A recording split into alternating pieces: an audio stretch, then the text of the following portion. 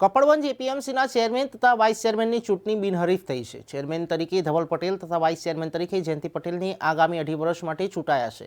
કપડવંજની ખેતીવાડી ઉત્પન્ન બજાર સમિતિના ચેરમેન તથા વાઇસ ચેરમેનની ચૂંટણી સંસ્થાના સુભાખંડમાં ચૂંટણી અધિકારી અભિષેક આર સુવા, નાયબ નિયામક ખેત મજાર અને ગ્રામ્ય અર્થતંત્ર અને જિલ્લા રજિસ્ટ્રાર સહકારી મંડળીઓ આણંદના અધ્યક્ષસ્થાને મળી હતી, જેમાં ભાજપાએ તમામ 16 બેઠકો ઉપર પોતાના ઉમેદવારો ચૂંટણી જંગમાં ઉતાર્યા હતા, જ્યારે સામા પક્ષે કિસાન પેનલ ઉપર પણ પોતાના ઉમેદવારો ચૂંટણીમાં ઉતાર્યા હતા। ચૂંટણીમાં ભાજપના 2 ડિરેક્ટરો બિનહરીફ વિજેતા જાહેર થયા હતા અને 7 ડિરેક્ટરો વિજેતા થયા હતા। આમ કુલ 16માંથી 9 ઉમેદવારો ભાજપના તથા કિસાન પેનલના 5 ડિરેક્ટરો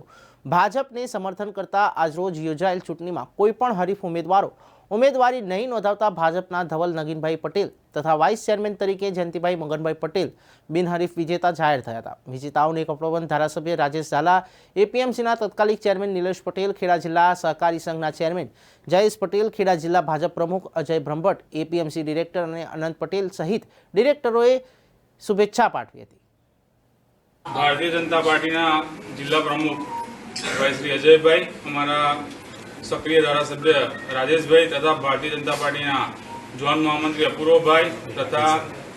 ગુજરાતના પ્રમુખ અમારા ભારતીય જનતા પાર્ટીના પાટીલ સાહેબ,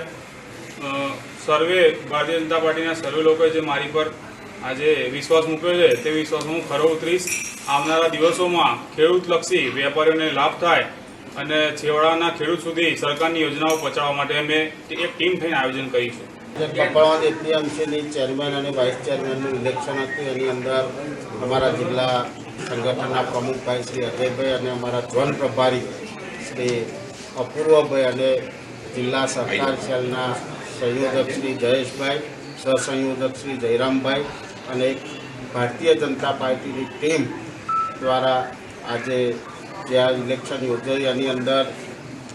સૌ પ્રથમ વખત કપડવંજની અંદર 19માંથી 18 સભ્યો હાજર રહ્યા અને આજે ધવલભાઈ પટેલ અને જયંતિભાઈ બંને ચેરમેન અને વાઇસ ચેરમેન બિનહરીફ વિજેતા થયા છે। ત્યારે આ ટીમ પાસે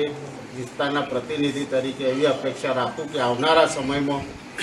આ કપડવંજના વેપારીઓ અને ખેડૂતોના હિત માટેનો કાર્યો કરે એ જ અભ્યર્થના રાખું છું અને આખી ટીમને ખૂબ ખૂબ અભિનંદન આપું છું।